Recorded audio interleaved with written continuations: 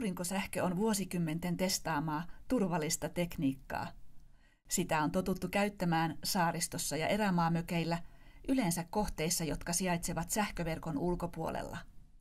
Nykyisin aurinkosähköä käytetään myös sähköverkkoon liitetyissä kiinteistöissä, kun halutaan edistää auringon ilmaiseksi tuottamaa uusiutuvaa ja päästötöntä energiaa.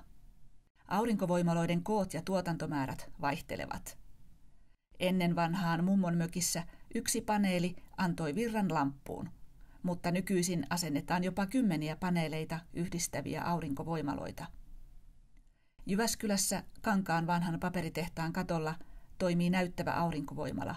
Jo yhden aurinkoisen päivän tuotolla voi koulutustiloissa käyttää 2 kannettavaa tietokonetta 8 tuntia päivässä läpi vuoden.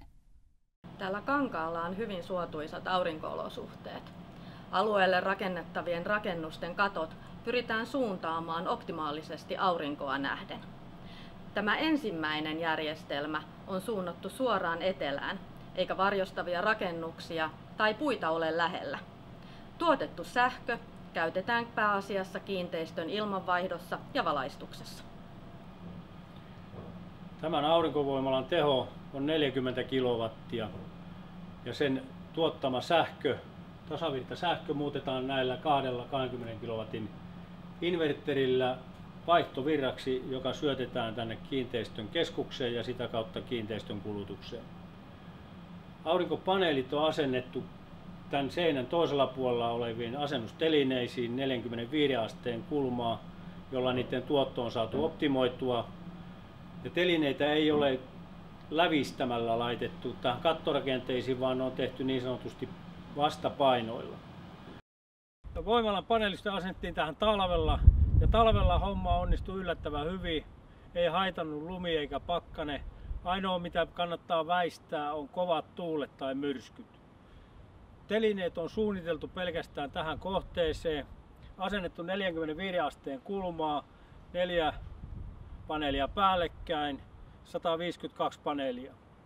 Paneeliston koko on 254 neliöä ja teho tosiaan 40 kilowattia.